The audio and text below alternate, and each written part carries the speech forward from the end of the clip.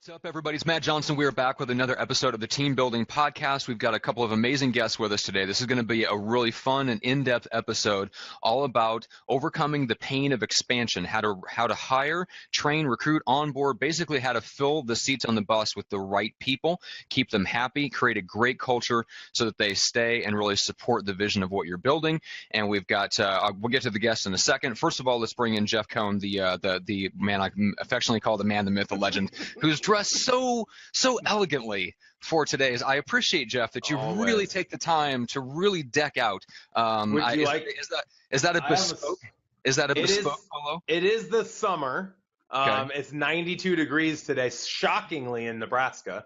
Yeah. And so I considered wearing my suit, but then I realized I wasn't a banker, and I'm in flip-flops and golf shorts today, Matt. I did want to point out, though, your background while we're in the moment of pointing fingers. Doesn't it look like he's in the opening scene of Bourne, one of the Jason Bourne movies, and he's about to break out of the holding station? That's right. You cannot hold me down. You've got the security camera up in the corner. It's awesome. But no, man, like always, I'm pumped to be here. And it was amazing. We have Kathy on the line. She jumps on first time ever on a Blue Jeans live stream and says, "Oh, you can see me?" And I'm like, well, that could have been awkward. And then she starts talking to this random person that's on the bed in the hotel room and invites him to jump on. So we have the random stranger here with us today as well. And I was very impressed. He looks great with the hat and the non-shave look. So I'm trying to look like you. Well, first of all, Rich and Kathy Fettke, just wanted to welcome you guys. So just in case the audience doesn't know, you guys are coming at it from the investment angle, although Kathy, you are a licensed agent, you have that background. But so you guys are the Goldman Sachs, like, most intriguing entrepreneur 2 years in a row. You've hit the Inc. 5000 list now for multiple years for the fastest growing companies. Kathy, you're a repeat guest on, everything from CNN, MSNBC, and all kinds of good stuff. And you've built the Real Wealth Network. And I've actually interviewed one of your guys on my other podcast and was really intrigued by the concept of what you built. We'll get to that in a second. But first of all, I just wanted to officially welcome you guys and thank you so much for joining us. Thank you. Great to be here. Yeah, this is the guy I dragged in from. That's right. Otherwise known as Rich Fettke, my co-CEO. Yes, you have to be able to dance in the moment when you're married to Kathy Fettke. Oh, yeah. Honey, I have an interview this morning, and you're on it. That's right. It's awesome. Good job, guys. Man. So, Kathy, give us kind of the, for those that aren't familiar, like the 60-second overview of what the Real Wealth Network is, just so people understand kind of where you're coming from and what you guys have built. Yeah, well, we help people build wealth through real estate so that they can live life on their own terms, to just create that passive income to be able to be in Phoenix and be working or not working, to just, live life the way you want. And a lot of that is helping people define what real wealth means to them. And that's really where Rich comes in as a certified coach for many years. He wrote the book Extreme Success, and he helps people see that vision, because if you don't know where you're headed, you're just on that rat race constantly. So he brings to our investors that, what is it you're doing this for? And that'll help clarify. Yeah, it's a big piece of it. And to further that, what we do at Real Wealth Network is we help people get into investment real estate as appreciating assets and assets that are going to create that cash flow. So that cash flow is how they can have that money to live life on their own terms. Yeah, and Jeff, that's the path that you're on. For those that don't know, Jeff, just give people a brief overview of the, let's say, I think you got what we consider 3 toes dipped into the water of investing at this point. Yeah, so one of the things I've noticed is kind of a trend with residential real estate agents is 99% of them help people buy and sell real estate, but they don't. And it's the biggest miss in investing in the industry is that residential realtors don't invest in their own single family or multifamily property, and they help all these other people do it. So I started taking all of my disposable income 10 years ago when I was a poor, just recently graduated college student, and every dime I earned, I started putting it into rental property at 24 years old. And so now, 10 or 15 years later, I've built a nice portfolio of rentals, but I'm now trying to get out talking to other agents about not only leveraging and scaling their real estate businesses, but then addressing the fact that a lot of them aren't using disposable income effectively. They're blowing it on Porsches and big houses and not using enough percentage of it to help invest in their future so that they can live the life of their dream, which could involve work, or like you pointed out, might not involve work, but at least they're empowered to live the life the way they want to live it. And I love what you guys said in the beginning, which is defining what wealth means to them. and it's all about our perception of what wealth is and what we want to accomplish in our life. So I think we're going to have a really fun call today. Agreed. Awesome. Yeah, well, Kathy, give us an idea of what the team for Real Wealth Network looks like. Well, it's interesting because my husband Rich has really helped build that team. When we first started, Rich was doing mostly coaching, business coaching and personal coaching, and I was a mortgage broker, and business just took off because I had a show in San Francisco called the Real Wealth Show, and just started interviewing people. I didn't want to be one of those real estate agents that had a fancy car but nothing else, and and so I was desperately trying to learn how to build wealth and interviewing people, and so all of a sudden my audience grew. People wanted to learn that too, how to acquire real estate that actually makes you money and doesn't lose money, and so our audience grew, and I was one of the busiest mortgage brokers in the San Francisco Bay Area as a result of that, of the Real Wealth Show. And so all of a sudden, what do? You got to hire somebody. Now, fortunately, my husband had owned a gym, World Gym back in Boston, so he knew how to do that. He kind of helped me hire that first person on Craigslist, and she ended up, by luck, being fantastic. But then we had a few more not so great. So, had to kiss some frogs. Wow, and so everything sort of changed for us when we did a mastermind, or like a coaching program where we had to really learn be slow to hire, quick to fire. Yeah, and I think a big part of it too is we got even more clarity on our vision of what we're about, what our purpose is as a company.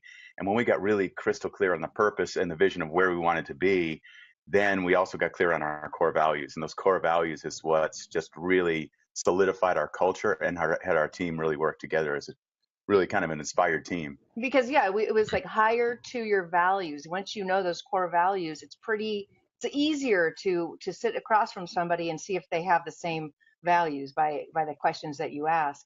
And it was very quick for us to see that some of our early on employees did not share those values and maybe weren't a fit anymore.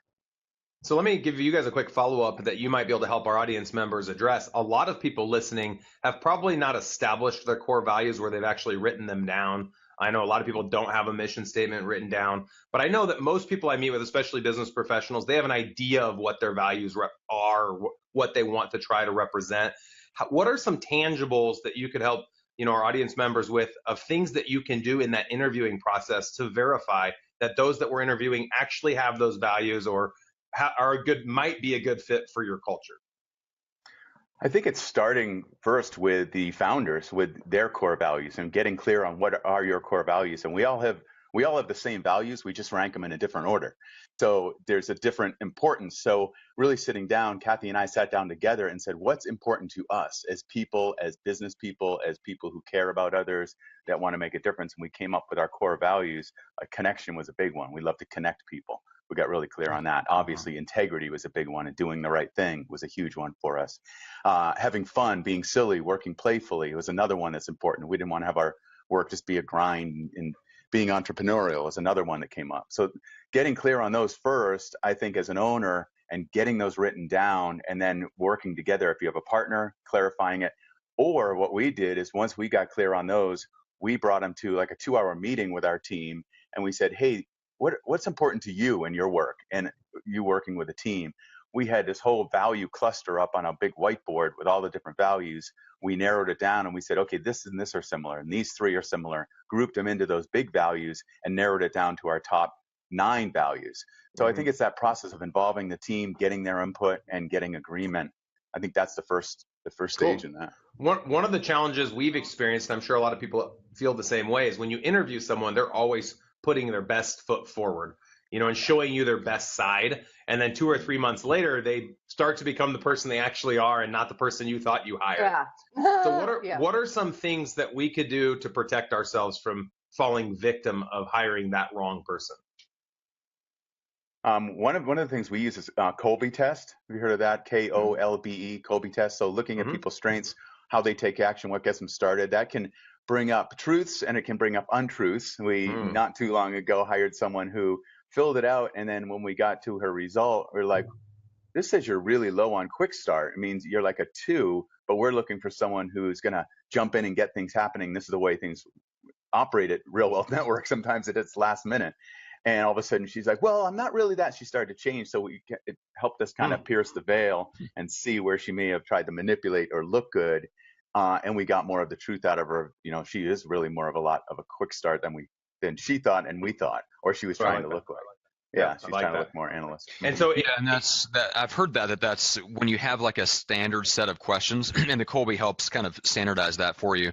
You start to get a feel for when people are, not necessarily intentionally manipulating, but anyway, you ask the same questions or you put them through the same exact process, and you'll start to notice things that you wouldn't have noticed because you're putting them through the same exact process over and over and over again, and you start to notice things that wouldn't have jumped out otherwise if you had just started from a blank sheet of paper with every single interview, right? That's a great point. And I think a big one in that is the values. So we slide our values in front of the new potential hires and say, which of these values really stand out to you as most important? And then there's that discussion, like you said, so you hear the same thing from different people. So yeah, I think that's a big one.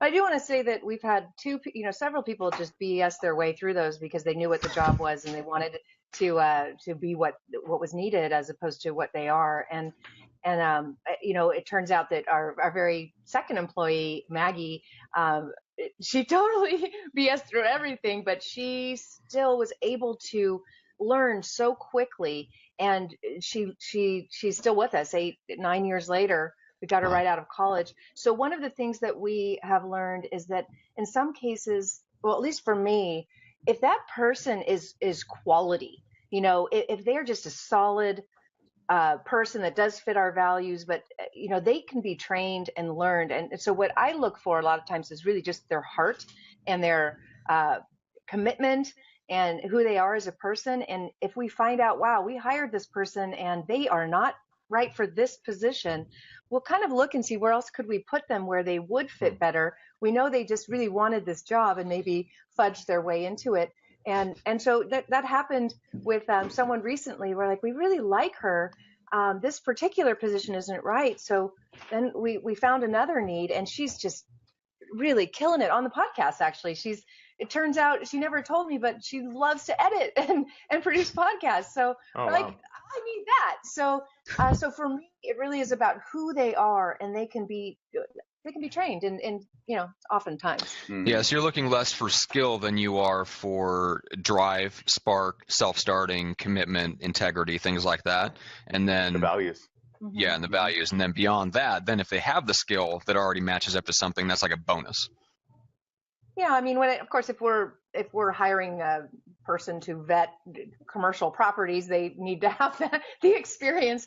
But also, we're an educational company. We're a real estate investor educational company that also has, really great investments. And so if we're bringing someone on and they're solid and they're intelligent and they're eager, that's what we provide. We have a full Real Wealth Investor Academy. If that person sits down and watches those videos, they will be an expert. If they come to our events and they listen to my podcasts, I'm just not too worried about it. They'll learn. We're surrounded. It's the Real Wealth Network. We're surrounded with experts. So somebody who's really ready to just eat that up will become an expert faster than they would ever expect. Yeah, awesome. I know Matt and Kathy and Rich, for our group and our audience, a lot of our members have real estate teams or investment teams. And it's interesting because a lot of those people get compensated based on commission income. And I think that a lot of brokers are tempted and team leaders are tempted to hire anyone, just thinking if they don't work out, it's sink or swim. They don't work out, they're not going to get paid. They're going to leave. If they do work out, great, they'll make me money. But one thing we've found is that you can't just open a door and let anyone come in, because culturally, just one or two rotten eggs can really spoil the whole bunch.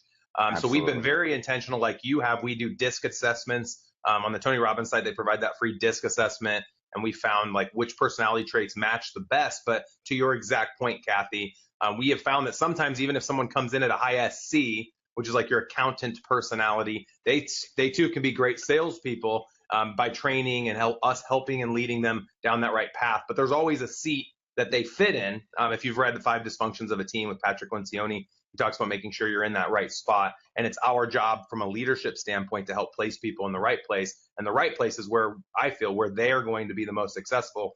Because if they're just faking it, like you pointed out, I don't think they're ever going to have true satisfaction in their job. They're never going to have true happiness in their job because they're going to be in a seat that they shouldn't have been in. Mm-hmm. And they'll be a cancer to the team. Yeah, I think that is the big one. That's one of the things we did a mastermind with Clay Mask from the CEO of Infusionsoft, who's a good friend, and that was the first thing he said is it's like those people that don't fit are truly cancerous, and it grows and grows. They spread that negativity, so you just got to cut it out, basically, like let them go as quickly as you can, and that's hard. That very first employee I said we found on Craigslist, when you are growing a company and you have somebody who's kind of been there since the beginning and has learned, sometimes as you grow, at least this was our experience, and I've heard it elsewhere, they feel an entitlement that it's kind of their company, which is both good and bad. But in this case, she was missing a core value of respect. And so when new people would come, she would like kind of steal their leads and be mean to them. And it was cancerous. And the hardest thing I've had to do was to fire this person who helped me build, but she just couldn't see. She actually hit one of our employees. It was sad. So we had to let her go. There was an entitlement problem there, right? Yeah. Yeah. That's quite the entitlement problem. Yeah. Wow. That's an extreme example. Well, but you can have that person who's sort of like, like wants to control things because they've been there since the beginning and isn't comfortable with the growth. Yeah. And was fearful. I think she was fearful that these new people would take her her position. And so it just wasn't a fit anymore. Mm-hmm. Well, and this is where I find one of the things that dawned on me, because I'm a big football fan. I know, Jeff, you are too. You played high school football and stuff like that. And I've come to love the analogy of the football team and being a football coach, where you are dictated by economic reality that you are fielding a new team every year. Right. And I think it would help a lot of entrepreneurs to think of it more like that, hey, like I'm in business, but most likely, I can't remember who it was. It was a husband and wife team that owned the company. The husband turned to the wife and said, you realize that the only person who's going to be left standing at the end of this thing is me and you. Like everyone else will kind of come and go. And I think entrepreneurs, like we try to hold on to people so much, hoping that because there's that friendship, there's that camaraderie. But the people that help you build it are not necessarily the people that will get you to the next level, and that's okay. Like we need to look at it more in terms of fielding the best team possible for this point in the business and doing what's right for the business. Does that make sense? Yep, it does. It's hard though. It is hard. We're very, very loyal, and so what we've been really working on is helping them grow too. And we treat our employees like family. And one of the things that Rich set up recently was this profit sharing program, and it's quite a large chunk of profit that we share. And I just looked at him and thought, man, that's rare to want to give so much. And he's like, what did you say? It was like, what fun is it if you have all the money and no friends? It's kind of like. No, I want to share it. I want to share the wealth. I want, he does want our entire team to be there in the end, but if they're not willing to do what it takes, then they can't be there. But if they're constantly willing to grow, I mean, we send them to different trainings, to make sure that they are staying up to speed with the speed of the company. Yeah, and as much professional growth stuff as personal growth. So we put a lot of people through personal growth programs to develop, to grow, to get out of the victim mindset or whatever's needed. Better communication skills. Been really valuable. Rich, tell us a little bit about your book and how we can buy it. Amazon is the easiest place. It's called Extreme Success. It's been out a long time. It came out in 2002. Simon & Schuster. I landed a really good deal with Simon & Schuster and was speaking all over the country and all. And it's I'm an extreme sports athlete, adventure athlete. So I compare a lot of those extreme adventures in how to deal with fear, how to be more focused, how to be more in the moment, how to get the flow. So less struggle, more joy with work. So just to make this a little fun and spontaneous, what's been one or two of your most unique situations you've been in where you thought, uh-oh, this is it? Well, like how many? Which one? Oh, geez. It's funny. We were just talking about that last night when we were out going with a group. I actually ride dirt bikes. I have one modded for my 300-pound frame. I ride a Suzuki 450. And there's been a handful of jumps I've been on where while in the air, I thought, I wish I hadn't done this. Oh, yeah. And then you have to switch to the I got this, right? I got it. I'm good. But I got this. Shouldn't yeah, have done it, but I'm good. Yeah. And then you land and you're like, I'm never doing that again. So yeah, right. Until the next time you do. Yeah.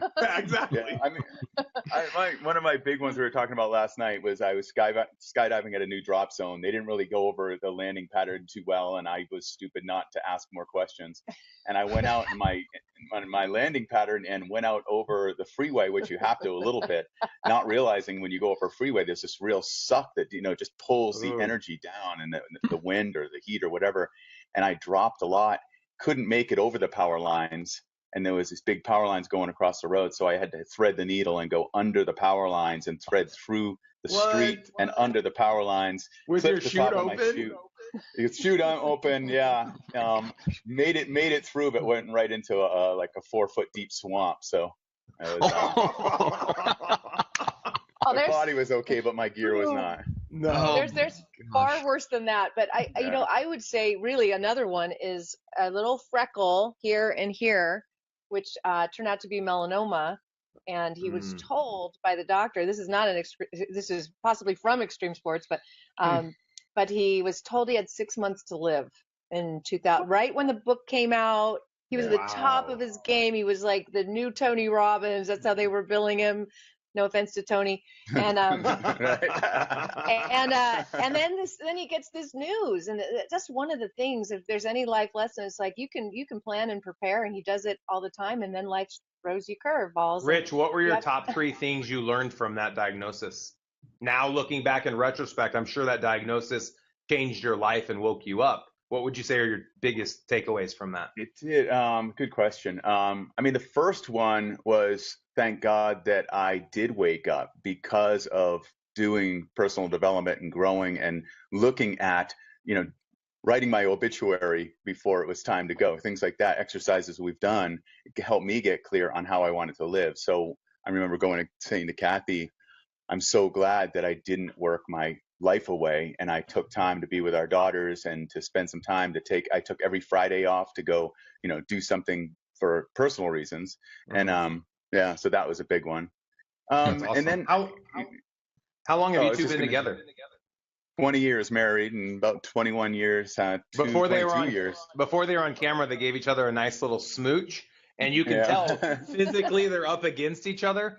Let's just get crazy. How about some marriage advice? 20 years. You two look really happy. Oh, man. Just because you're on vacation or... Oh, it really comes down to the same thing we were talking about employees is if you can't just hire someone or marry someone and just kind of stop there. It's got to be a consistent process of development. And if you're not bringing your employees up, if you're not bringing your spouse up, if you're not working together and growing together and constantly, doing workshops together. I mean, we never, there's not a year that doesn't go by that we're not doing some kind of personal growth workshop or something. And then taking, in the beginning, he was just so great about like, I'm taking you away for the weekend. We're going to be together, just you and me without the kids. And he would, every month he would commit to that. And then life got busy and we forgot to do that.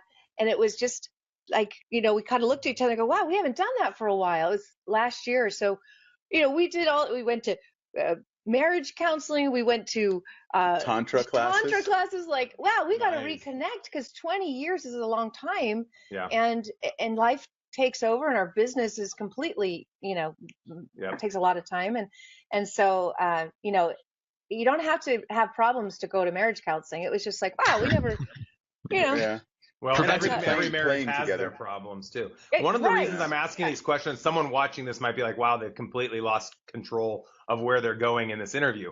And I'm in complete control and focus of why I'm asking these questions. And that is the highly successful people we interview, we find that they're very successful in not just their businesses, but outside of their businesses. And so it's fun to ask questions outside of real estate. And one of the things I've found with the people we recruit, we don't just ask them about their real estate business. I want to know what kind of life they lead, because the type of life they lead will be a direct correlation to the type of real estate agent that they'll be, or real estate investor or employee.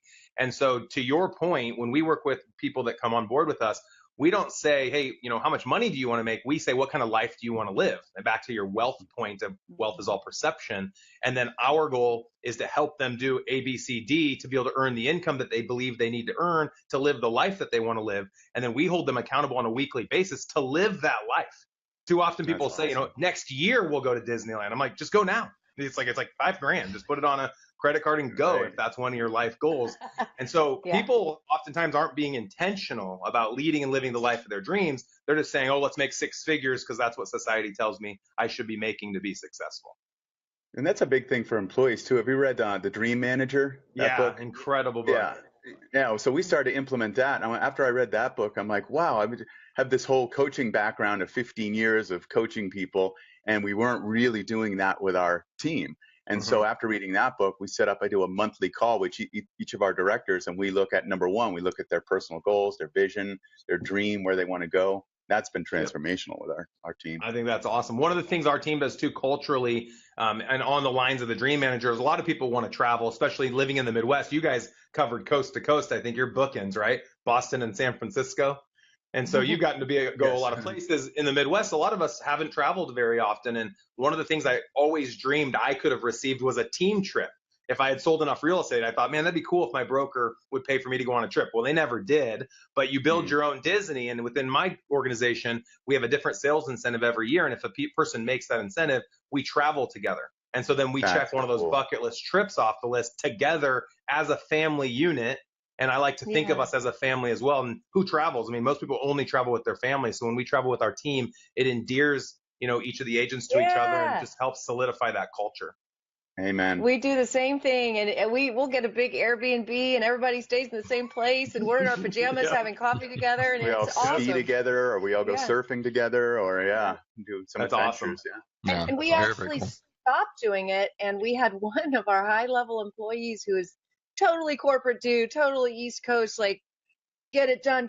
And he calls, he's like, man, I joined this company because you guys were like family, and we haven't done anything family lately. Like, I feel like the family was starting to lose its family's core. Right? So. What's up with that? Yeah, that's been a big thing for me has been to share my wealth and the success I've experienced because of the labor of those around me. And so every time I buy a really nice car or a cool vehicle, or I'm building a nice house right now, I'm always trying to share those things with our group. Even this coming Friday, we're doing a pool party at my new house, and I'm always trying to do stuff like that just to show everyone they are family. I mean, who else do you invite to your pool party other than your family and your closest friends? Great. Wonderful. Love it. What are some other things that go ahead, Matt. Yeah, Kathy, I was curious. We talked a little bit about this before we got to today in the actual live show. So I wanted to get this across to the audience and give you a chance to share this. What are some of the very last things that you and Rich handed off to kind of your high level people, and what are the things that you and Rich still are very actively involved in because you don't want to hand that off to somebody else? That is such a great question. When you start out, you're doing everything, right? Everything. And so just for anyone to take anything off your plate is fantastic.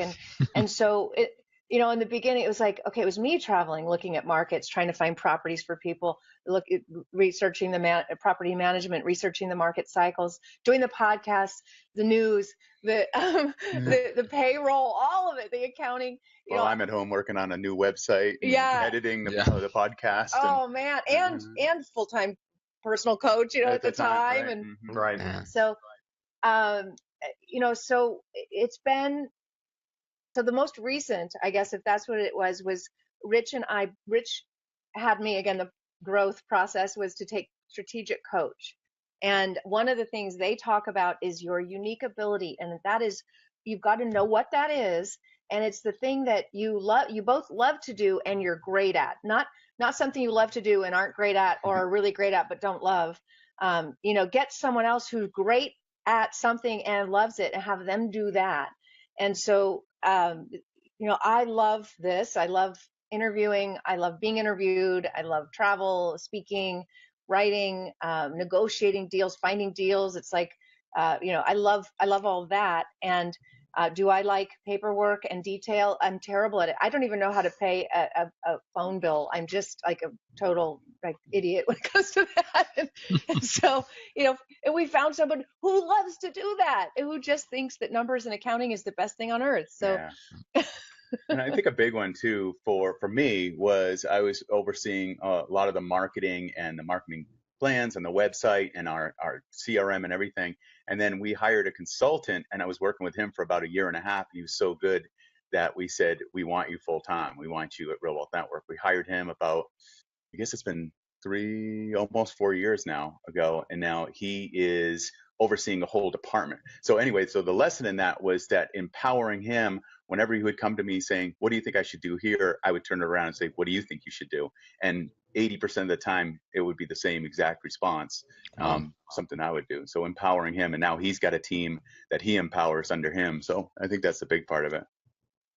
Yeah, Very, very cool. absolutely. Yeah, that's an example. This guy is just a brilliant web guy, but was doing it all himself. So even there, Rich is going, man, why are you doing this all yourself? Build a team. He's like, how do I do that? Yeah. Yeah, another great book is Multipliers. Multipliers is really good. The subtitle's the greatest leaders make everyone smarter.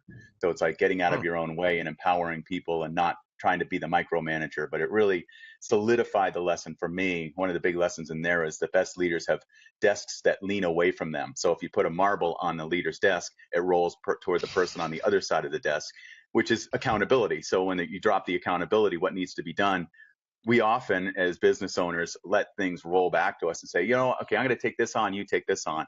They're talking about let that marble roll toward the other person, and always saying, okay, what are you going to do and how will I know? What are you going to do and how will I know? And not getting caught up into adding, each little to do adds up major time for a CEO. And empowering them, like how would you handle this situation? Part of strategic coach is to create a self-managed company, and you can't do that unless you're creating and building leaders. So this marketing guy that Rich mentioned, he is now running a full department. He could run the whole company because of how he's learned to be a leader. And the same with some of the people that I'm bringing up, and so it's so tempting to just be like, oh, I'll just do it myself, or I just got to explain every detail. But you've got to know that they can handle it, and the only way you can know if they can handle it when you're gone is if they can handle it when you're there. So instead of doing everything, it's like, tell me how you would do this, or here's how I'd like it to be done, and let me see how you would do it. We use Basecamp a lot too. I don't know if you guys use that. That is just a wonderful project management software or app. I'm curious, guys, in your meetings with your direct reports, do you keep an eye on things like how much am I stating or declaring versus how much am I asking questions? Because that's one thing I've noticed, that as I get better at delegating, the meetings become more about me asking questions than guiding or telling them what to do. Absolutely. Sure. Yep. And that's what we both went through coach training certification about 15 years ago, a little bit more. And that it's just pounding into your head using the Socratic method, asking questions. Yeah. What do you want? What could you do? What will you do? How will I know? Always just, those 4 simple questions right there can really bring out the best in anyone. But another piece to it, though, is not only like training and getting people ready and everything, but it's taking the leap and then doing it. So Kathy and I made a commitment 2 years ago to go to Europe with our 2 daughters for a month. And that was a stretch for us because we didn't think we didn't know if our team could run the company while we were away for a month. And it went well. It was Jeff, you had that same experience. Yeah. You did. Yeah.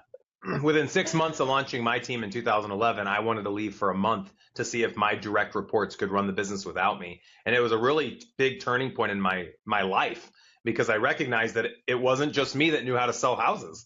I wasn't the only person. And there were other people that could do everything else, right? And I was like you, Kathy, the things you love and are passionate about, that's also what I love and I'm passionate about. And so it's been very freeing to find people to take the things that used to bog me down that love doing it. And now I get to focus on the things that I love doing. And everything grew when that happened.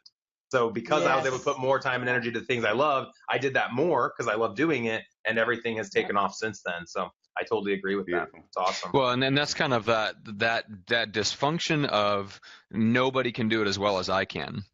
Like Yeah. there's that gap to get over. There's a couple elements to that, which is at some point you have to be okay with maybe a temporary dip where maybe someone isn't going to do it quite the way you would do it at first. But ideally, if you've got the right person and they have the right core values, there should come a point where they don't just do it as well as you do, but they should be able to do it better than you do, because you should be putting people in place that complement and not just duplicate your same strengths, which, Kathy, goes back to what you learned from Strategic Coach. I've heard Dan Sullivan talk about that. And that part about unique ability is absolutely, it's such a fundamental thing that you think we all know by now, but we don't, and or we forget it. We don't live with it. You know what I'm saying? Like, we just don't implement it in our daily lives enough. And if we can do that, like, our businesses would take such huge leaps. I think a big challenge too for a lot of leaders, Kathy, and then I'll turn it to you, is that we're fearful of not being necessary. And I think a lot of times leaders don't know what seat they're going to sit in if they turn something over to somebody else in their whole career. It's a very ego-ran career to be in residential real estate. You literally get put on stage and get awards. I don't see accountants being put on stages and getting awards. And so everyone feels so great. So what's going to happen when I quit selling real estate? I did such a good job at it. Where's my award? Where's my pat on the back? Yeah, Kathy? where's the gold star, right? Right? Yeah, no, absolutely. It does feel like, and that was, again, our marketing guy's question is, well, then I'm not going to have a job if I hire all these people that are going to do my job. And, Right. you know, what value do I have? And so, and your unique ability is kind of easy, you know, because it's your unique ability and you're good at it. You're competent. You're unconsciously competent. You don't even know you're doing it. You're so good at it. And so, it doesn't feel like work, and then that's confusing too. Like, could it really be this easy? So a lot of times, it's almost like I had this vision when you were talking, like the conductor of the orchestra. You know, you don't even have to be playing the instrument. You're just, you know, just guiding and leading everybody. And then even the next step beyond that is then you can bring in another conductor if you want, so you can go take a month off. I think that's the Something I biggest heard thing. that I'd love. I heard this and it hit home for me so right there. Boom! It was the leaders are paid to have effective conversations. And I thought that was a huge one. And that's, you know, when you really look at the biggest pay, the biggest leaders, it's having effective conversations with the people who can, you know, implement from there. Well, and to be effective, the conversation that you're having is actually going to exude change. And so often we have comfortable conversation that nothing happens afterwards. It's that effective conversation that's going to help people truly find happiness and succeed at the highest level. So that's awesome. Yeah, Great, my mentor said something here a few weeks back that really hit me. It was something to the effect, and I'm gonna butcher the phrasing, and God help me if he ever sees this. but the gist of it was this: persuasion always and necessarily involves violence. Some form of confrontation, like if there's going to be a change, if you're going to persuade somebody to do something they would not otherwise do, there is a clash of belief systems and ideas that absolutely has to take place. And if you're afraid of that and you shy away from that confrontation, nothing will change. And Jeff, like you said, if the conversations are going to be effective, there has to be change. You're persuading them to do something they wouldn't otherwise do. Otherwise, you're not having the conversation, right? Right. So that was something that was interesting to me, was you have to be ready, willing, and able to have that confrontation and know going in that, hey, we're about to have a clash of ideas. That doesn't mean it's going to be a horribly negative conversation, but you do have to be ready for just the violence of that, that input, like getting someone to agree with your idea and come out of it and change their behavior is not something that just happens naturally. It has to be intentional and approached. Yep. Nope. That's totally agree. Yeah. Anyway, something else. Guys. One more thing, Kathy and Rich, you know, using that analogy of the orchestra and leading, and then the person leading that orchestra having the ability to train someone else. A lot of what's come out of this podcast today is training other people. And I think oftentimes we haven't self-actualized enough to see what our unique selling proposition is, what we're great at. And if the people watching this have yet to scale at a higher level, or haven't taken the next step to the next level, spend a day or two in Cancun or wherever to really get to know yourself and find out what your passion is, what you love, and what you want to do better at, and be willing to train other people to do the jobs you don't really love, and take a week or two or a month or however long it takes to teach somebody else all the things that you do so well. And you might even be taking for granted the fact that you're doing it so well. I have two things on my wall. One says leaders serve followers. And then another big belief system is that all true leaders give all their followers the ability to be just like them. And so with residential real estate, I've allowed all of my agents to build real estate teams within my real estate team. I've empowered them to do it. And I now have those hard conversations where I'm trying to show them why they should. But if that's not their future, that's not their destiny, that's not their wish, they don't have to. I just want everyone to have the ability to be exactly what they want to be, going back to the Dream Manager book and empowering people to succeed at a higher level. So you guys, it's been awesome interviewing you today. Thank you very much. We had a lot of really deep content, a lot of great book recommendations. Yeah. Matt, I'll steal your fire here. How can people get a hold of you, Kathy or Rich, if they want to get in touch with you? What's the best way? realwealthnetwork.com, and also the Real Wealth Show is on iTunes, my podcast, and then I have a Retire Rich with Rentals on Amazon and Extreme Success on Amazon. Yeah. Mm-hmm. Okay. Yeah. Awesome. Very cool. And Jeff, yeah, go ahead. Yep, our team building workshop we host every month. It's $29.97, and anyone that comes on our show as a guest can come for free. So if you guys want to check out Omaha, October is a great time. We'd love to host you at our team building workshop anytime in the future. We usually get about 15 to 20 team leaders and broker owners out to the workshop, and it's a 12-hour day where we unpack culture, leads, accountability, processes, and strategies to scaling a successful real estate business. And people get to spend time with my two direct reports in my residential real estate business, which is a success manager and an operations manager. And they get to oversee one of our team accountability meetings on Mondays. So if someone wants more info about that, it's on the link on the screen, jeffsworkshop.com. Check it out. Also, I'd love for you guys to give us a review. For those watching, just to pay it forward to Kathy and Rich for spending their time with us today. Please review us, whatever forum you're watching this on. Some people use YouTube, Facebook. We're on Stitcher. We're on iTunes. Please go in, give us a 5-star review, and give a couple sentences as a pay it forward to all of this great knowledge that these guys were willing to share with us today. Yeah. Awesome, guys. Well, that will do it. Jeff, you did steal 100% of my thunder, so I'm just going to shut up and end it. That was my goal for your mean comment about how I dressed today. So you deserved it, man. I'll keep that in mind. Rich, be careful in those adventure confrontation. Sports. That's right. And you dressed up for you too. I love it, man. This is awesome. This is great. Thank you, guys. All right, everybody that's watching live, we appreciate it. I was keeping an eye on the comments. I'm sorry we didn't get to everyone's questions, but we'll hopefully follow up with a future episode on that. Until the next time, we appreciate it. Make sure to listen, check out, subscribe, rate us, and do all that fun stuff, and we will see you on the next one.